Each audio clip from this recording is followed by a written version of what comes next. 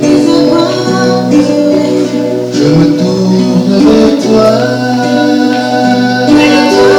Dis-moi ce que tu veux, je sois pour toi. En ces jours de Pentecôte 2023, je voudrais que nous puissions nous tourner vers la parole de Dieu pour lire ensemble deux passages. D'abord, un passage de l'Ancien Testament, le livre de Job, au chapitre 33. Job 33, le verset 14. Job 33, le verset 14. Dieu parle cependant, tantôt d'une manière, tantôt d'une autre, et l'on n'y prend point garde. Dieu parle cependant, tantôt d'une manière, tantôt d'une autre, et l'on n'y prend point garde. Nous ajoutons un deuxième passage, cette fois-là dans le Nouveau Testament, Actes des Apôtres, au chapitre 13. Actes des Apôtres, au chapitre 13. Il y avait dans l'église d'Antioche des prophètes et des docteurs. Barnabas, Siméon appelé Niger, Lucius de Cyrène, Manahen, qui avait été élevé avec Hérode le tétrarque, et Saul. Pendant qu'ils servaient le Seigneur dans leur ministère et qu'ils jeûnaient, le Saint-Esprit dit. Pendant qu'ils servaient le Seigneur dans leur ministère et qu'ils jeûnaient, le Saint-Esprit dit. Alors de ces lectures que nous venons de faire, nous retenons comme sujet de notre méditation 5 langages du Saint-Esprit. 5 langages du Saint-Esprit. Prions le Seigneur. Seigneur notre Dieu, nous nous soumettons à toi comme un peuple qui doit te servir dans la vérité, un peuple qui se donne à toi, un peuple qui engage son cœur envers toi. Viens donc nous parler. Viens nous instruire.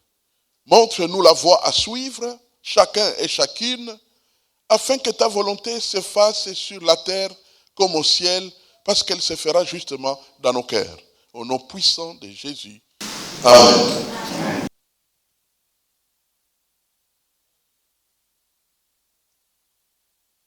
Il faut se donner le temps d'écouter Dieu.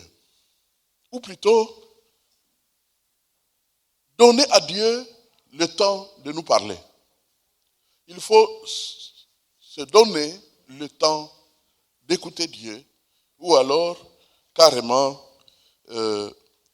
donner à Dieu le temps de nous parler. Sinon, notre vie chrétienne sera light. Notre vie chrétienne risque d'être creuse, voire pauvre. Et donc, nous allons, dans ce cas, devenir comme des hommes, des femmes qui ressemblent à des plantes plantées pour qu'elles portent du fruit, mais qui n'en portent pas. Alors, nous avons besoin d'être attentifs aux différents moyens que l'Esprit de Dieu peut utiliser pour nous parler. Et il n'y a personne qui est suffisant dans ces choses. Mais je peux vous dire très sincèrement, moi quand je crois, je crois. Depuis le jour où j'ai donné ma vie à Jésus-Christ, je suis resté chrétien. Et je bénis le Seigneur pour sa grâce, qui m'a accompagné pendant tant d'années. Et j'ai consacré du temps à étudier sa parole pour recevoir ce dont j'avais besoin pour ma propre foi. Alors, quels sont les moyens que l'Esprit de Dieu utilise pour nous parler? Numéro 1, l'Esprit nous parle par sa parole. L'Esprit nous parle par sa parole. Au fait, le Saint-Esprit est l'auteur de la Bible. Tous les hommes et femmes, de l'Ancien comme du Nouveau Testament, qui ont écrit la Bible, l'ont fait grâce à l'inspiration du Saint-Esprit. C'est à sa dictée qu'ils se sont confiés. Ils étaient attentifs, accueillants, ouverts, attendant de lui qu'il dise des choses. Figurez-vous que même le Père lui-même s'en est remis au Saint-Esprit. Au commencement du monde, que dit la Bible? Au commencement, Dieu créa les cieux et la terre, et la Bible dit que l'Esprit voltigeait. Pendant que l'Esprit voltigeait, le Père a discerné ce qui devrait se passer au fur et à mesure. Que la lumière soit, et ainsi de suite, jusqu'à toute la création. Donc l'Esprit de Dieu, c'est lui qui anime la parole. Il anime la parole sur la terre, il anime la parole au ciel, il anime la parole dans nos cœurs. Je peux dire sans me tromper que lorsque le chrétien que nous sommes, nous nous retrouvons à voir souvent des paroles non édifiantes, ça pourrait être le signe que nous ne prêtons pas assez attention à l'Esprit de Dieu. Car la parole de l'Esprit de Dieu est une parole pure, sainte et surtout édifiante. Et donc nous devons, n'est-ce pas, nous exposer à la parole. Voulons-nous que l'Esprit nous parle dans sa parole? Eh bien, nous devons faire du livre de la Bible, n'est-ce pas, notre guide de chaque jour. Alors, en faire le guide de chaque jour, cela veut tout simplement dire que nous ne devons pas l'éloigner de nous. Hein? Comme dit l'Écriture, que ce livre ne s'éloigne pas de toi. Ne s'éloigne pas au point que tu es dans la maison, mais tu ne sais pas où se trouve ta Bible. Que ce livre ne s'éloigne pas de toi. Médite-le jour et nuit. Donc, nous devons faire de la parole de Dieu source de notre réflexion, de notre méditation de chaque jour. Chaque jour.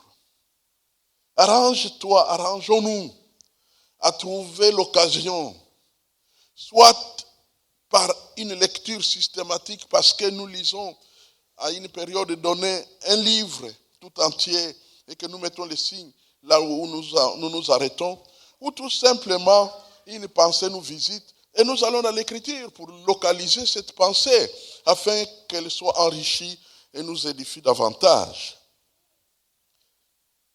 Lire et méditer la parole de Dieu chaque jour. Et avec ça, l'Esprit de Dieu pourra nous guider continuellement. Car tu es là où tu dois être. Quand tu es auprès de la parole de Dieu, c'est là que tu dois être. C'est dans la parole que se trouve la volonté de Dieu. Les prophètes de l'Écriture, comme nous pouvons le voir dans la Bible, lisaient la parole chaque jour. C'est cela qui a été appelé être à son poste. Quand la Bible dit « j'étais à mon poste », ça veut dire qu'il était en train de lire la parole de Dieu, parce que c'est l'endroit par excellence où il faut être si tu veux que Dieu te parle. Si tu veux que Dieu te parle. On dit même que la parole qui vient de la Bible, c'est une parole de Dieu objective. C'est-à-dire une parole sûre, sans te tromper. Quand Dieu te parle par la Bible, tu n'as pas le temps de douter parce que tu sais que cette parole-là est pure. Toute l'écriture est inspirée de Dieu et utile pour enseigner, pour instruire, pour corriger.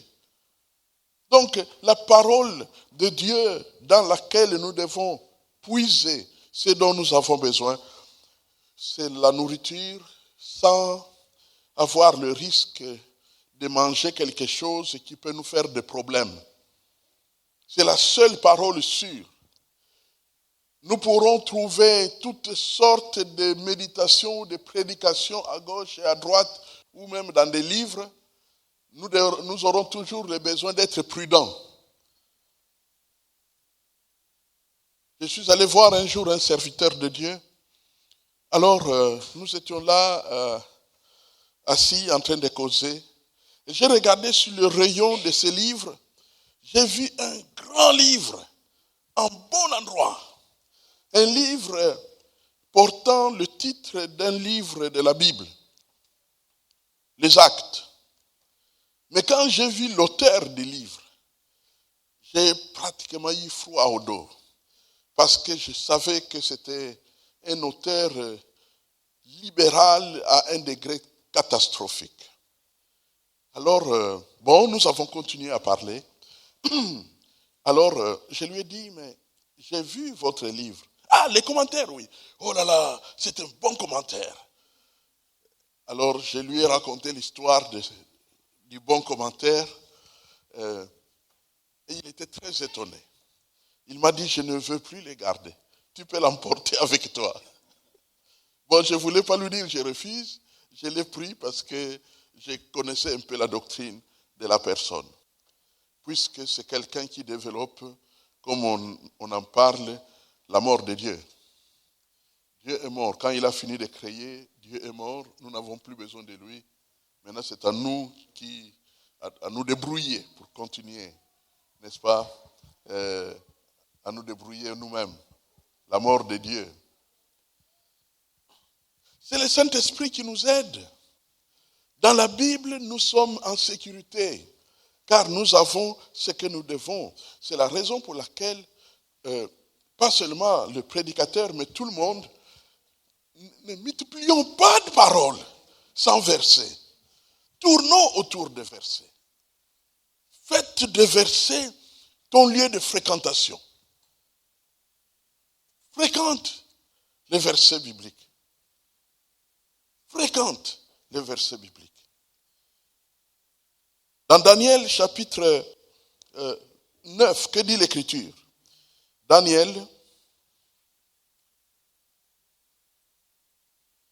Daniel chapitre 9, l'Écriture nous dit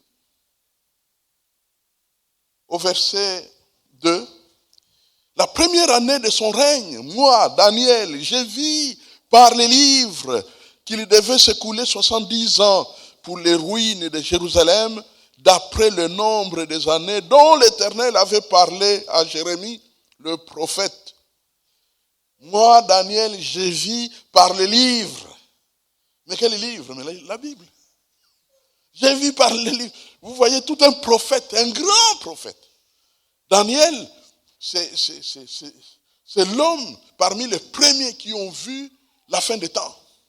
L'Apocalypse. Pouvez-vous imaginer que Jean le Baptiste, qui était en exil sur l'île de Patmos, ait reçu des visions de fin de temps, on comprendrait. Jésus était déjà venu, Jésus était déjà retourné, l'Esprit était déjà venu à la Pentecôte, on comprendrait que cela arrive. Mais vous vous imaginez bien, Daniel, dans l'Ancien Testament, avait eu la vision de la fin de temps.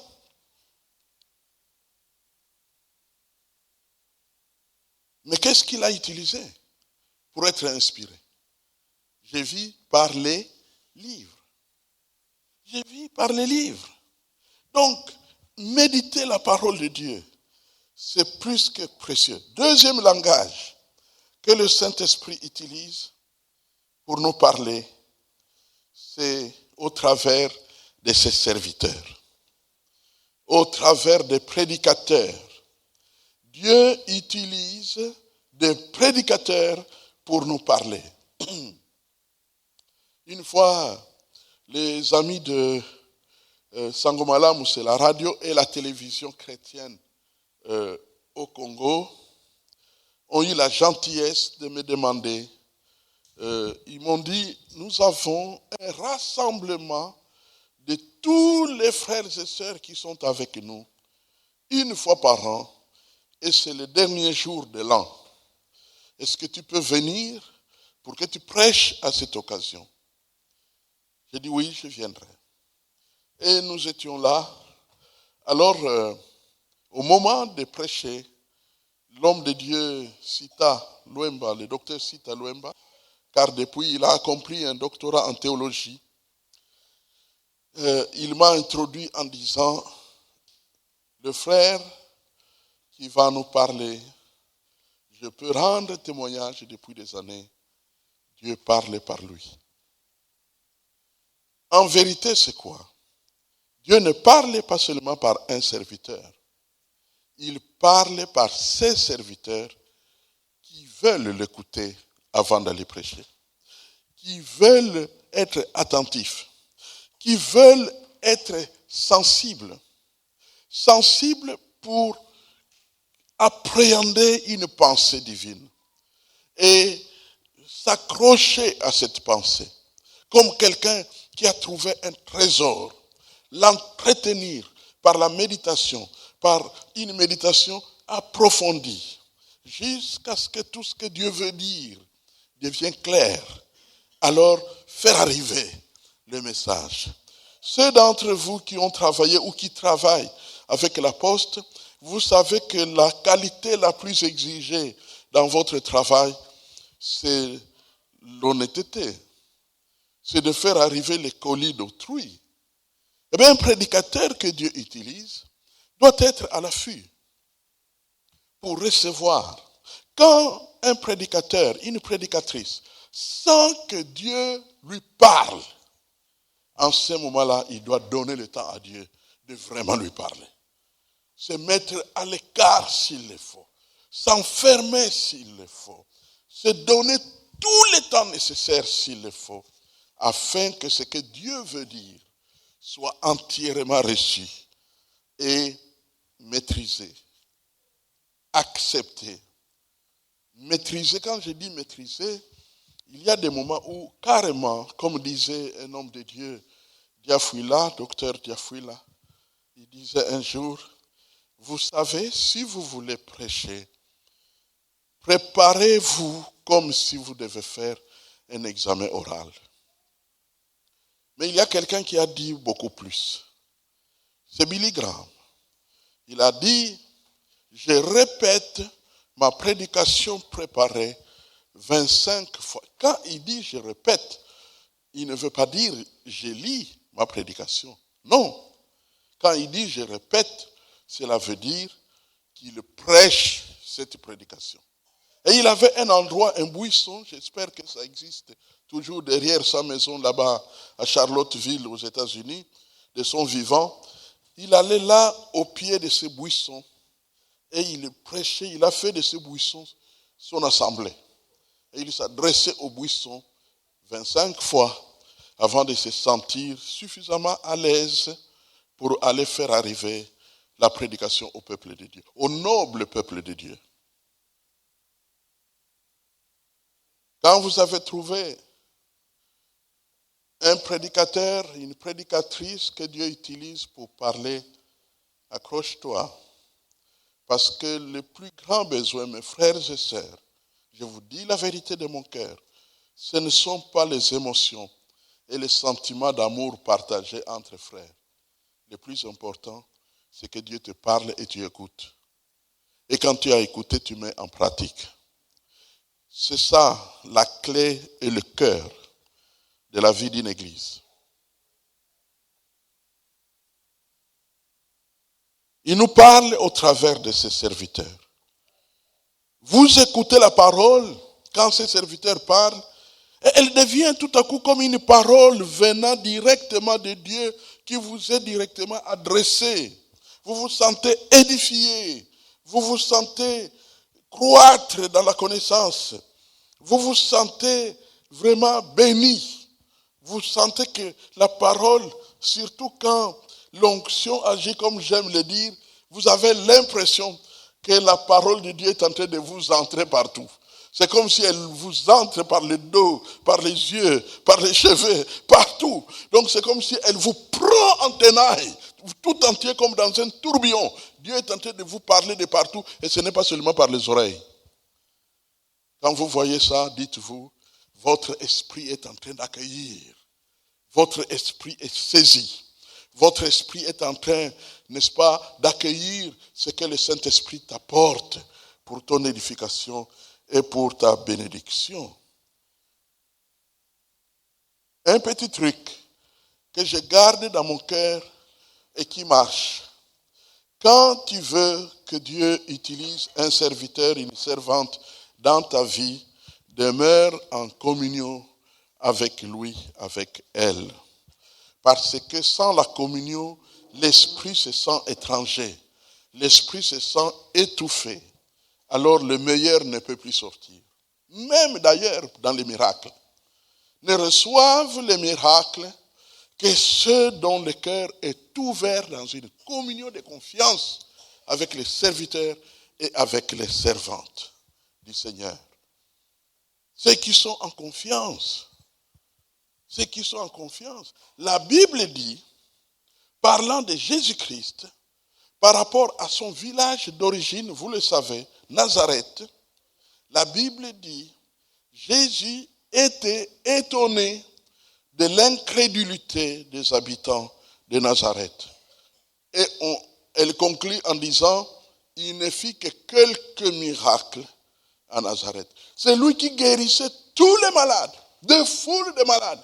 C'est lui qui pouvait nourrir du pain, 5 pains et 2 poissons. Vous êtes combien? 5000. Vous allez tous manger. Et tous ont mangé. C'est lui qui faisait de tels miracles. C'est lui qui était Dieu, le Dieu des cieux, sur la terre, en forme humaine. Mais quand il y a incrédulité, il ne fait que quelques miracles. Pourquoi? Parce que le peuple de son propre village n'était pas en communion avec lui. C'est pourquoi entretient le cœur en rapport avec les serviteurs que Dieu utilise. Savez-vous pourquoi beaucoup d'hommes et femmes accourent vers des prédicateurs inconnus de l'Internet? Je vais vous le dire. C'est parce qu'ils ont perdu la majorité de leurs prédicateurs avec qui ils devraient être en communion. Alors ils préfèrent profiter des inconnus dont ils ne connaissent rien. Et le pire, c'est que ces prédicateurs-là ne les connaissent même pas. Donc ce sont deux inconnus. Toi qui écoutes, tu ne les connais pas. Et celui qui prêche ne sait pas que toi tu l'écoutes. Je ne veux pas dire qu'on ne peut pas écouter une prédication qui se trouve à l'est, à l'ouest. Autrement, nous ne pouvons pas lire des livres. Mais je vais tout simplement dire que les prédicateurs que Dieu nous donne au travers de la communion fraternelle, ce sont les prédicateurs que Dieu utilise de manière excellente parce qu'ils viennent avec une nourriture. C'est comme lorsque vous êtes dans une famille. La nourriture que maman a préparée, c'est une nourriture qui nous connaît. Parce que lorsque une maman de la famille prépare la nourriture, elle a dans son esprit qui elle va nourrir. Qu'est-ce que tel aime? Qu'est-ce que tel aime? Qu'est-ce que tel aime? Et elle prépare en conséquence. C'est comme ça le prédicateur local. Je plaide pour l'importance de la prédication locale, car la prédication locale construit l'Église. C'est elle qui construit l'Église. C'est elle qui fait croître. Vous pouvez écouter de nombreuses prédications de tout le monde, de la terre, même des noms les plus connus de la terre. Si vous voulez aujourd'hui écouter, aujourd'hui j'écouterai Benny Hinn, eh bien vous l'aurez. Non, demain c'est Teddy Jakes. Eh bien vous l'aurez aussi. Sauf que ce sont des prédicateurs qui ne vous connaissent pas, des prédications qui ne vous connaissent pas. Qui ne vous connaissent pas. L'église locale reste très importante en 2023, à l'époque après Covid. L'église locale reste très importante. Le monde politique et le monde scientifique ont commis un grand péché contre l'Église, avec toutes ces histoires de confinement et tout ça. Bien sûr qu'il continuera à se donner des raisons que c'était pour protéger le peuple. Et en partie, c'est vrai, mais il y a aussi d'autres points de vue qui commencent à sortir. Pour dire que ce n'était pas... Je n'oublierai jamais, j'ai visité une personne qui est dans la santé depuis longtemps et qui m'a dit, moi, quand je suis tombé malade du Covid, j'ai demandé qu'on m'amène mes enfants pour qu'on passe la journée ensemble. J'étais choqué. Je dis, oh, tu n'as pas eu de l'amour pour tes enfants. Je dis, au contraire. Au contraire. Je voulais que si elles devraient être contaminées, qu'elles le soient, mes enfants, filles. Qu'elles le soient pour que nous soyons traités une fois pour toutes. Et que nous puissions développer les anticorps. Ce chemin-là des anticorps est rejeté dans certains milieux. Et pourtant, c'est le chemin salutaire. Parce que l'anticorps naturel, qui est forgé à partir d'une résistance au virus qui t'attaque, devient plus fort, te rend plus fort et tu remportes la victoire. C'est la seule explication au fait que l'Afrique ait été épargnée au Covid. C'est parce qu'il y a en eux des anticorps qui résistent à toutes ces grippes depuis des siècles. Et ces anticorps étaient tels que même quand les microbes venaient, eh bien ça résistait. Ça résistait. J'ai amené un jour un frère en Côte d'Ivoire, un frère européen. Et nous sommes allés manger un poisson. On a mangé les mêmes poissons du début à la fin. On l'a partagé, c'était un grand poisson. Et nous sommes revenus ici. Lui allait mourir. Il allait mourir. Après avoir mangé les mêmes poissons. Pourquoi? Parce que les anticorps n'étaient pas optimales, n'est-ce pas, pour pouvoir résister. Mais les Africains, ils bouffent ces poissons-là au jour le jour et ils vivent. Je ferme la parenthèse. Je sais qu'on ne doit pas tout dire concernant nos analyses. Donc, nous pouvons vraiment dire que quand nous écoutons la parole qui vient de la maison, de la cuisine, de l'église locale, nous sommes édifiés, nous sommes fortifiés, mais ça nous coûte que nous gardions la communion les uns avec les autres. Si un jour tu constates que le prédicateur, ton pasteur en l'occurrence, t'a mal parlé, n'a pas eu du respect pour toi, n'en fais pas un problème, une montagne d'Himalaya. Va vers ton frère, viens vers moi, dites-moi, pasteur, ce que tu as dit là, je n'étais pas content. Même si j'étais mécontent dans ma réaction, tu auras fait la volonté de Dieu. Et comme je suis chrétien, si il arrivait, et c'est rare que je réagisse différemment. Dieu m'a donné la grâce d'être chrétien, vraiment chrétien. Donc quand un frère, une sœur me reprend, je dois réagir. Je dois réagir selon la parole de Dieu. Soit demander pardon, soit apporter une petite lumière. Dans certains cas de figure, comme vous le savez, il arrive que c'est tout simplement un éclairage qu'on doit ajouter pour qu'on comprenne exactement ce qui s'est passé.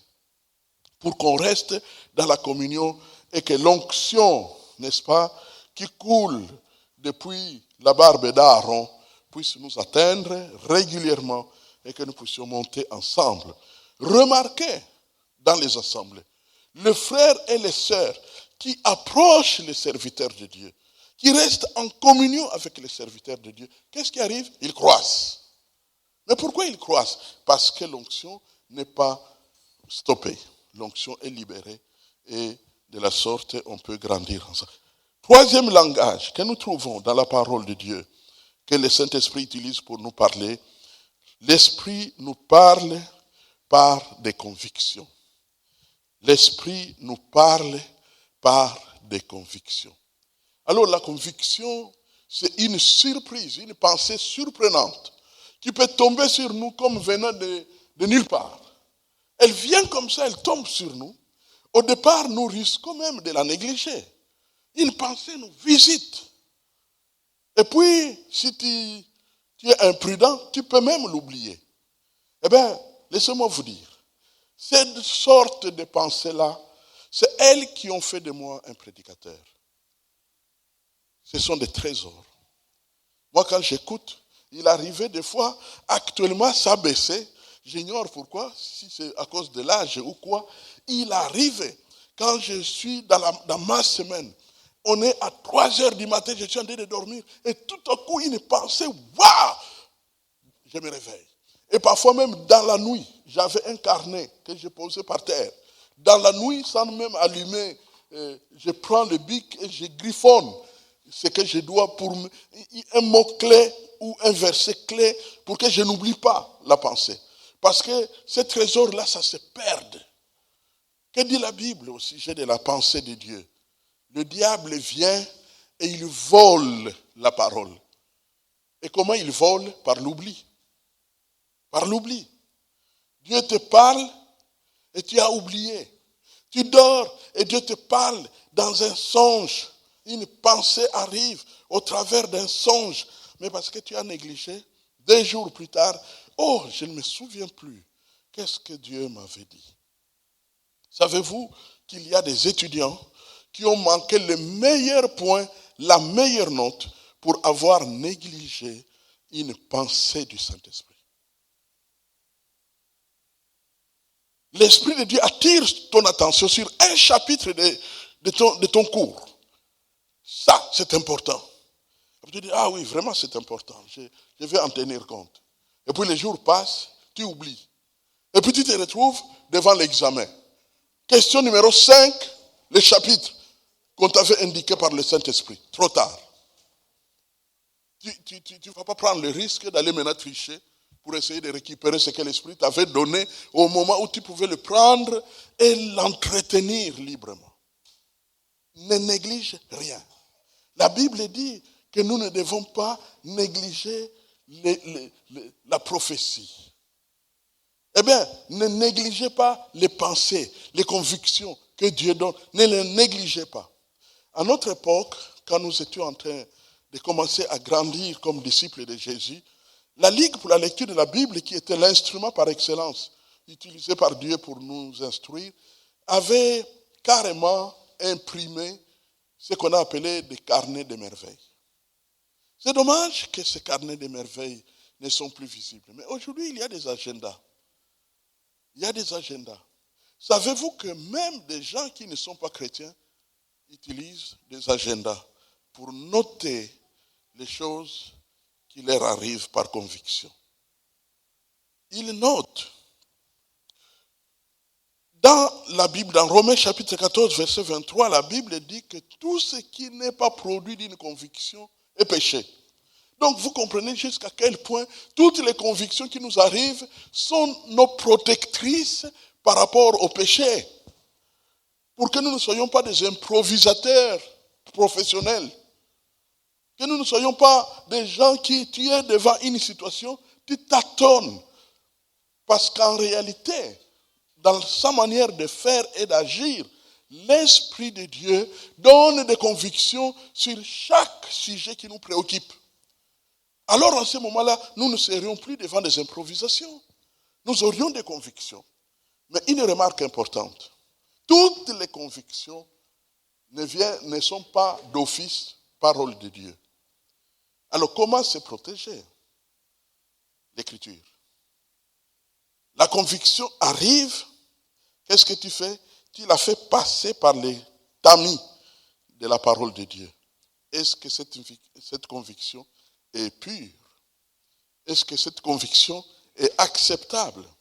Je n'oublierai jamais, nous étions dans une journée de récollection, comme on les appelait, une journée de réflexion, où nous écoutions des enseignements, on écoutait des prophéties, et ainsi de suite. Et pendant que nous étions là, eh bien, il y a une personne qui se lève et qui lance une prophétie vers une autre personne.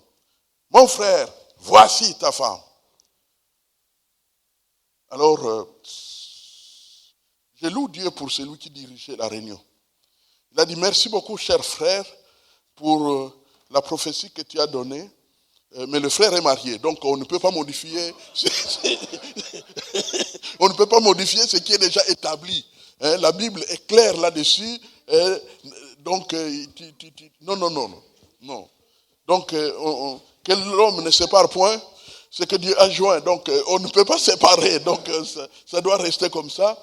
Et notre sœur, ne t'en fais pas. Ce n'est pas le frère, mais Dieu a un frère pour toi. Et les gens ont applaudi. Et on a continué sans en faire un problème. Bon, je ne sais pas après, comme je n'étais pas du milieu, pour que je puisse aller vérifier après la réunion quelle était l'attitude du prophète. Mais en tout cas, ce qui est sûr est que l'affaire était soigneusement clôturée. Amen. Donc, toutes les convictions ne viennent pas nécessairement de Dieu. La Bible dit que c'est par vos préoccupations. Donc, la Bible parfois attribue les visions, les convictions aux préoccupations. Quand tu es préoccupé par quelque chose, ta chair qui a une dimension spirituelle peut commencer à produire des convictions, peut produire même des songes. Alors il faut être prudent. Il faut se dire, oui, c'est un songe que j'ai eu, mais ces songes face à la parole de Dieu, est-ce qu'elle subsiste ou pas? En ce moment-là, tu es protégé et tu peux avancer avec le Seigneur pour la gloire de notre Dieu. Quand nous faisons passer donc les convictions au travers du tamis de la parole de Dieu, cela nous protège de tout doute. En ce moment-là, on ne doute plus. On peut passer à l'action. On peut agir. Frère, ne jugez pas les convictions sur la base de leur valeur humaine ou pas, car tu ne sais pas ce que Dieu peut faire.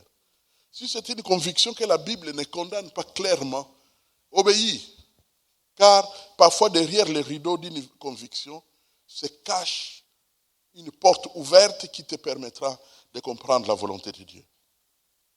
Amen. C'est très important de savoir cela. C'est très important. Vous savez, dans la Bible, on nous parle, n'est-ce pas, de ce roi qui est allé voir le prophète. Et le prophète lui a dit, prends une flèche. Le roi a pris une flèche. Vous savez que le roi ne se déplace jamais seul. Même les flèches, ce n'était pas dans ses mains, c'était dans les mains de ses serviteurs. Le prophète lui dit, prends une flèche. Le roi prend la flèche. Jette dans la direction de l'Orient. Il a jeté. Encore. Il jette. Il prend. Troisième. Il jette. Il dit, ça c'est ridicule ça. Que vont dire mes serviteurs? Pourquoi tu as arrêté? Tu auras 3 victoires. Mais après, ça ne sera plus sûr que tu gagnes quand tu iras à la guerre. Il regrette. Il aurait voulu dire au prophète, non, je vais ajouter. Trop tard. Trop tard. Pourquoi? Parce qu'il avait méprisé la conviction. Il avait méprisé la prophétie. Donc il y a des prophéties qui viennent comme simples, mais obéis. Si elle n'est pas contre la Bible, fais ça. C'est la discussion qui se passe, n'est-ce pas, entre le général syrien et son serviteur. Hein? Le prophète lui dit, va te jeter dans le Jourdain, cette fois. Il se fâche. Est-ce qu'en Syrie, il n'y a pas de rivière pour se laver là-bas? Il commence à discuter. Vous savez, il y a sur la terre des hommes et des femmes qui sont des bagarreurs dans des discussions. Parce qu'ils donnent trop de place à la logique, à l'intelligence. Et le serviteur lui dit, patron, si on t'avait demandé quelque chose de difficile, mais que cela peut t'apporter la guérison, est-ce que tu ne l'aurais pas fait? Tu l'aurais fait. Hein? On te dit, jette-toi dans les Jourdains. Fais-le. La Bible dit, alors Naaman ne résista plus. Et le général est allé avec toute sa gloire plonger dans les Jourdains. 1 fois, 2 fois. Mais quand il a atteint le nombre de fois d'humilité et d'humiliation, le miracle a été libéré. Amen. La vie chrétienne que Dieu nous donne, c'est une vie assistée. Assistée par le Saint-Esprit. Et nous devons, le plus souvent possible, nous libérer de nos expériences, nous libérer de nos habitudes, nous libérer de notre intelligence pour céder à l'intelligence du Saint-Esprit. Vous savez qu'il y a des moments où la volonté de Dieu ressemble à une folie pour les hommes. La Bible le dit. Mais, puissance de Dieu pour ceux qui croient. Puissance de Dieu pour ceux qui croient. Donc nous devons totalement faire confiance au Seigneur. Quatrième langage que l'Esprit de Dieu utilise, c'est que Dieu parle par des circonstances qui nous arrivent. Les situations qui entourent notre vie à un moment donné. Vous connaissez les circonstances? Vous avez fait une interview et vous n'êtes pas retenu pour travailler. C'est une circonstance. Vous avez un appartement à louer et vous avez perdu votre travail pour payer cet appartement. C'est une circonstance. Vous étiez habitué à des amis et puis un malentendu s'est pointé et vous ne pouvez plus communier ensemble. C'est une circonstance. Un accident est intervenu et votre voiture est cassée. C'est une circonstance. On peut multiplier les circonstances, les unes parfois plus graves que les autres. Dieu parle par des circonstances. Quand une circonstance comme ça arrive, ne te contente pas de raisonner comme les hommes de la terre. Va chez Dieu et dis-lui, Seigneur, que veux-tu m'apprendre? Pourquoi tu as permis ce qui est arrivé? Qu'est-ce que tu veux que nous puissions comprendre? Je ne peux pas conclure, mais mon esprit, voyez-vous, est parfois sensible de façon inhabituelle.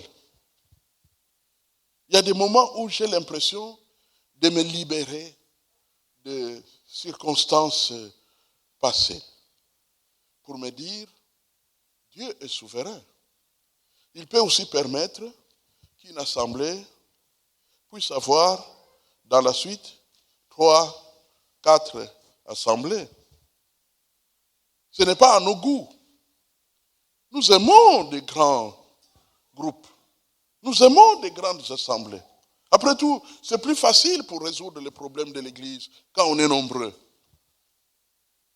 Mais imaginez un petit instant que ce soit Dieu lui-même qui, dans son cœur et dans son secret, sans nous le dire parce qu'il n'est pas obligé, et dans sa souveraineté, qui puisse dire, bon, je vais sectionner ces assemblées. Savez-vous que les jours de là-bas, quand on construisait la tour de Babel, vous avez entendu, n'est-ce pas? Qui a amené l'incompréhension? C'était Dieu ou le diable? C'est Dieu. C'est Dieu. Qu'est-ce qui s'est-il passé au juste? En fait, peut-être que vous n'y avez jamais pensé. Je vais vous le résumer. Voici ce qui s'est passé. Dieu a donné toute une terre à ce peuple-là, aux gens de Babel. Toute une terre, toute une région. Mais, au fait, apparemment, c'était des gens très tribaux, ethniques. Donc, ils aimaient rester ensemble. Et ils ont dit, au lieu qu'on puisse se disperser, qu'on reste toujours ensemble, on va construire un building. Et nous allons tous rester dans ce building. Dieu a dit, mais non, ce n'est pas mon plan. Moi, je voulais que vous puissiez occuper toute la région. Maintenant, vous voulez rester dans les buildings. Alors Dieu a modifié la langue. Tous parlaient, vous avez lu, c'est clair dans la Bible, tous parlaient Chiluba. Tous parlaient Chiluba. Et puis tout à coup, les Bayombe sont entrés dedans, les Baswahili sont entrés dedans, et les Américains avec leur anglais.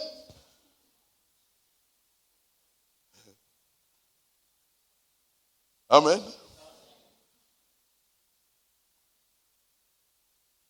Donne-moi la brique. En Swahili, la brique peut ou ne pas signifier ce qu'elle signifie en Kiyom. Donne-moi la brique, on te donne les couteaux. J'ai dit brique. Et l'autre se fâche. Et puis voilà, il commence à créer des problèmes là où il n'y en a pas. Il se retire. Et ils ont commencé à se disperser dans la volonté. Il y a des dispersions qui viennent du ciel. Quand il y a des circonstances comme ça qui arrivent, ne nous contentons pas de voir qui n'a pas bien fait et qui a mal fait. Retournons à Dieu pour dire, Papa Céleste, pourquoi cette circonstance? Vous savez ce qui compte dans la vie, c'est de continuer avec le Seigneur. Amen. Quand vous continuez avec le Seigneur, quand vous voyez des frères et des sœurs qui continuent avec le Seigneur, alors attention, ne touchez pas. Pas chaud. Ne touchez pas parce qu'ils sont avec le Seigneur. Amen. Un jour, Jésus marchait avec ses disciples. Et puis, Jean, qui se sentait vraiment à l'aise de souvent dire quelque chose, il dit à Jésus, mais Seigneur, vous avez entendu? Il dit quoi? Mais quand on passait dans cette maison-là, vous voyez la maison-là, mais il y a des gens qui étaient en train de prier au nom du Seigneur. Et ils ne sont pas avec nous. Veux-tu, Seigneur, que j'ordonne au feu? Ça se trouve dans la Bible, mes frères et sœurs. Veux-tu, Seigneur, que j'ordonne au feu de consumer les gens qui sont dans cette maison-là? Et Jésus de lui dire, tu ne sais pas par quel esprit tu es animé. Il y a des gens qui sont pour nous sans être avec nous. Amen. Il y aura des gens qui seront pour nous sans être avec nous. Ce qui compte, c'est que les nombreux hommes et femmes de Bruxelles, de la terre, qui ne sont pas encore avec le Seigneur, viennent au Seigneur. Plaise à Dieu que ce soit par notre témoignage. Amen. Et c'est de cette manière que nous pourrons continuer à servir notre Dieu, à honorer notre Dieu. Dieu utilise les circonstances particulières. Alors, il peut nous parler. Il peut corriger nos itinéraires. Il peut modifier des équipes. Dans la Bible, dans Jean chapitre 15, il est même question de demander. Demander et arracher, ce sont les deux verbes qui sont utilisés. Que les branches qui ne portent pas du fruit, mais qui occupent inutilement l'espace, on les arrache. Il y a des moments où Dieu agit comme ça. Vous savez qu'il y a des positions stratégiques, même dans l'œuvre de Dieu. Il y a des positions stratégiques. Mais quand vous occupez une position stratégique et vous ne faites rien, vous ne servez pas le Seigneur, vous êtes comme quelqu'un qui attend une autre époque pour commencer à servir le Seigneur, alors en ce moment-là, le Seigneur risque de créer des circonstances où il vous arrache. Il vous arrache, je souhaite tout simplement par un déplacement plutôt que par la mort. Parce que parfois Dieu peut se servir de la mort. J'ai vu de mes yeux. Peut-être que je peux me tromper. Nous prophétisons en partie. Mais j'ai vu de mes yeux un serviteur de Dieu s'est levé contre un ministère, un nouveau ministère. Il s'est levé à un point où vraiment on ne comprenait pas comment est-ce qu'on peut se lever de la sorte contre un ministère qui vient d'arriver.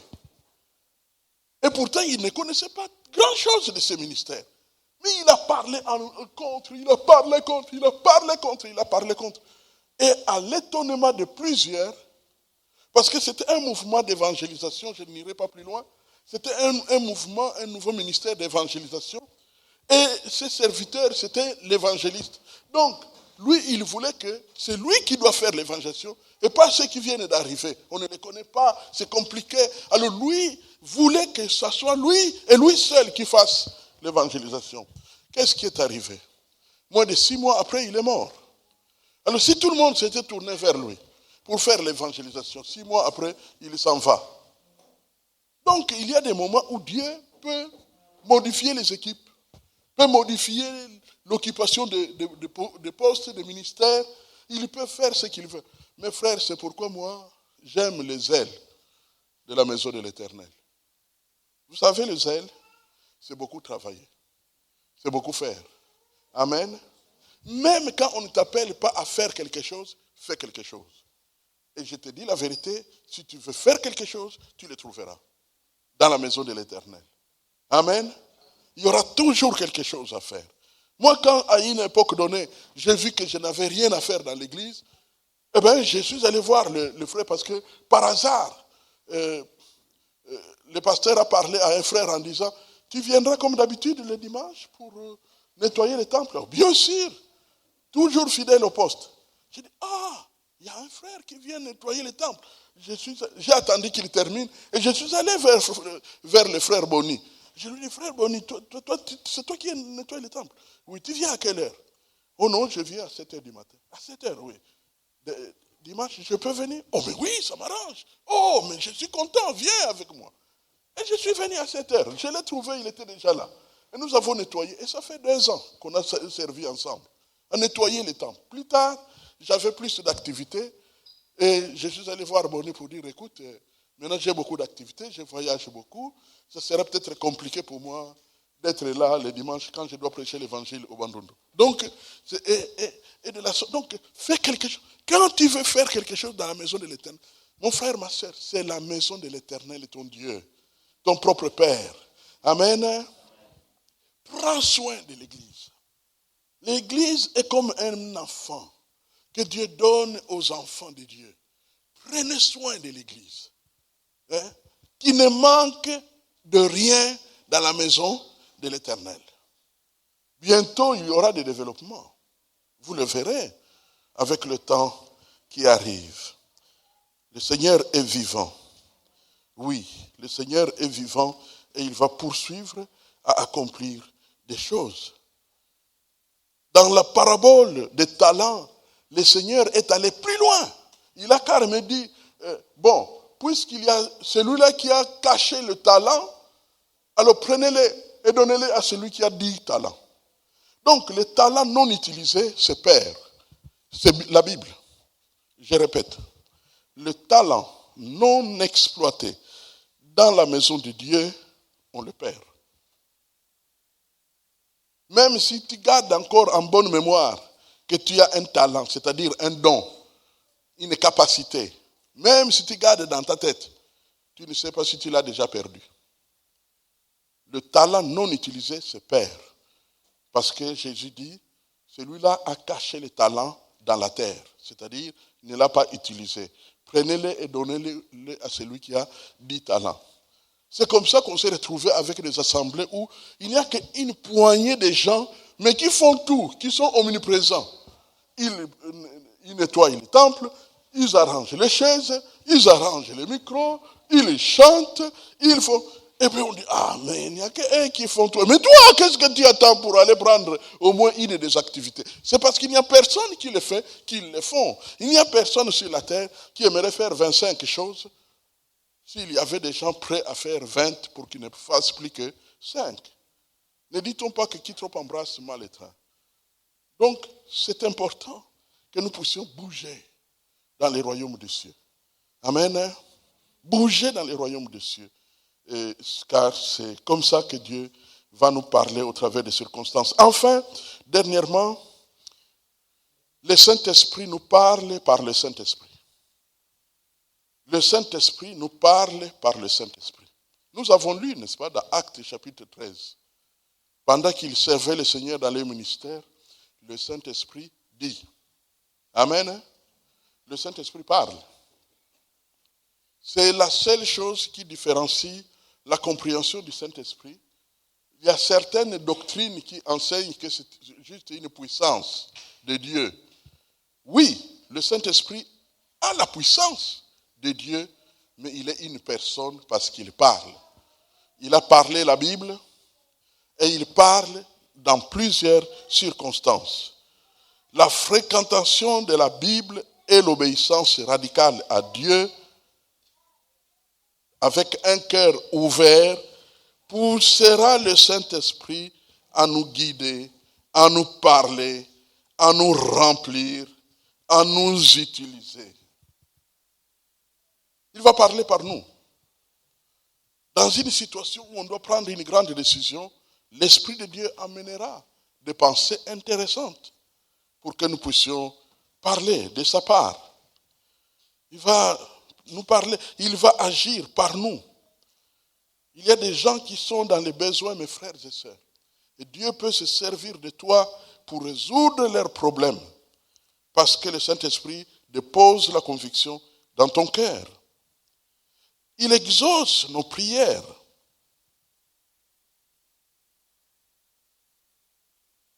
Il se manifeste au milieu du peuple de Dieu.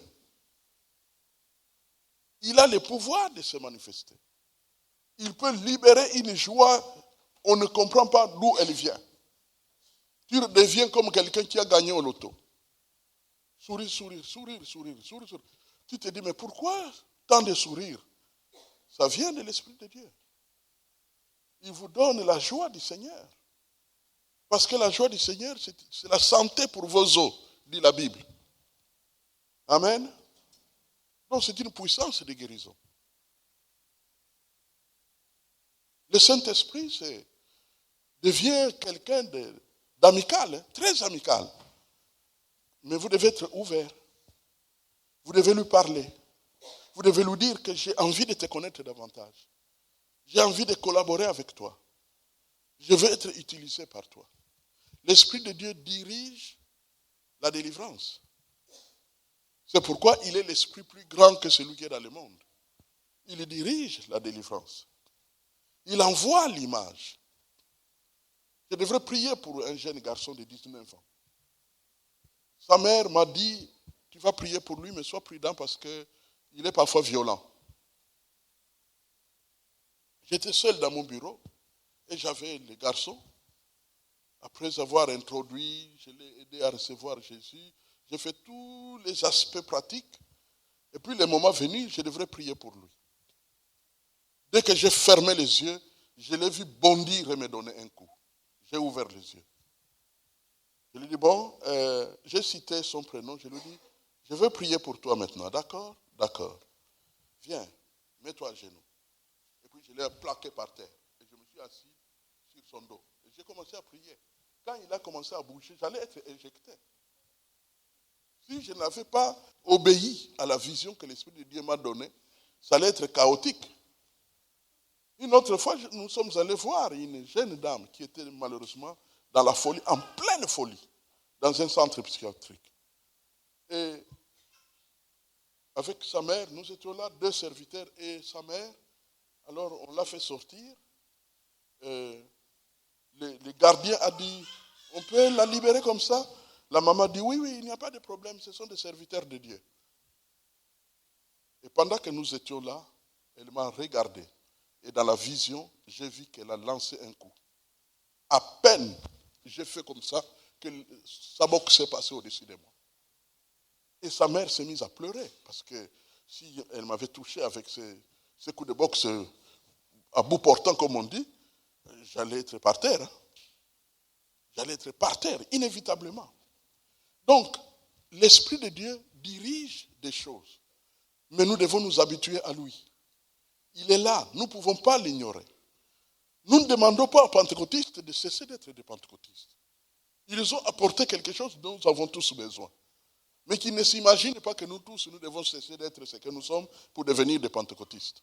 On peut utiliser un ingrédient sans nécessairement devenir membre de l'usine qui a produit l'ingrédient. Les pentecôtistes ne doivent pas arrêter. Ils doivent continuer à donner au corps de Christ ce que Dieu leur a donné. Mais qu'ils soient ouverts, qu'ils ne disent pas qu'ils sont les seuls avec le Saint-Esprit. Vous comprenez bien que le Saint-Esprit ne peut pas s'appauvrir à ce point. Qu'il puisse laisser de côté près de 80% des chrétiens pour n'être qu'avec 20% sous prétexte qu'eux croient en lui. Non. Il se débrouille à être avec ceux qui sont moins ouverts. Mais une chose reste vraie. La Bible en parle abondamment. Lisons tout ce que la Bible dit au sujet du Saint-Esprit et accrochons-nous. Amen. Accrochons-nous, car il a beaucoup de choses à faire. J'aime l'âge, parce que c'est une logique implacable.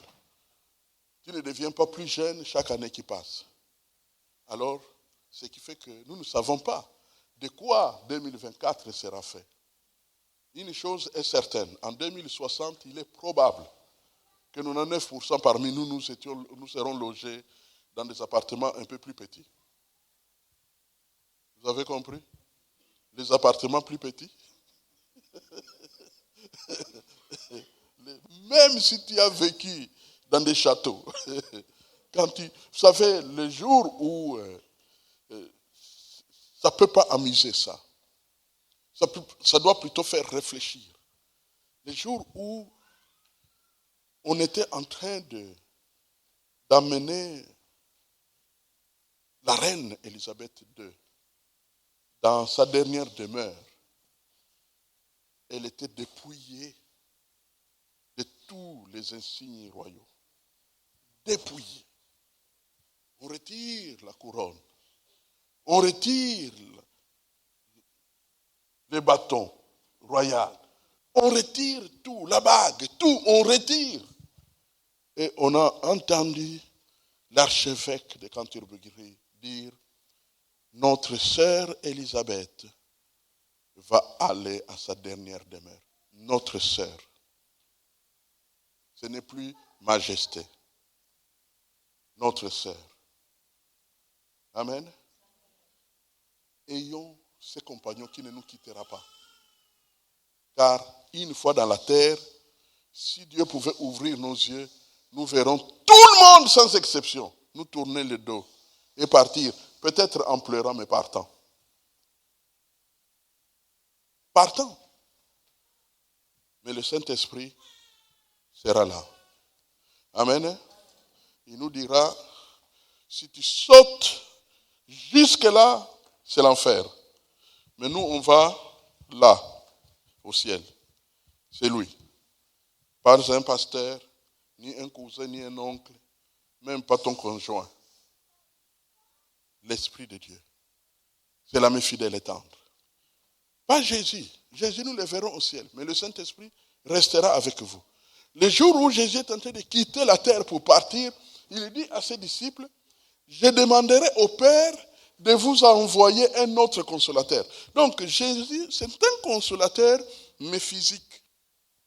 Mais le Saint-Esprit, il est partout. Amen. Et il est avec chacun de nous tous. À tout moment, nous pouvons nous donner totalement à lui et il va prendre soin de nous. Amen. C'est pourquoi nous commémorons la Pentecôte. Parce que c'est le jour où il est descendu. Ce jour-là, il n'a pas fait beaucoup de choses. Il a juste fait 3 choses, ce jour-là. Voire 4. La première chose qu'il a faite, la liste va être plus longue. Il a fait un bruit. Et puis la deuxième chose, des langues de feu. Vous voyez quand vous allumez une bougie, ce feu-là, les petits feux, eh bien ça voltigeait, mais sans bougie. Et ça s'est posé sur chaque tête, sur chaque tête, sur chaque tête. Et troisièmement, ils se sont mis à parler en des langues de la région. Au point que ceux qui sont venus, qui se demandaient qui va nous interpréter si on prêche, eh bien, ils ont commencé à entendre l'un ou l'autre des disciples parler dans leur langue les merveilles de Dieu. Et enfin, quatrièmement, beaucoup se sont convertis et se sont fait baptiser. 3000 âmes. Amen. Nous avons baptisé 6. C'est un commencement dans le nouveau chapitre. Mais qui sait ce que Dieu fera?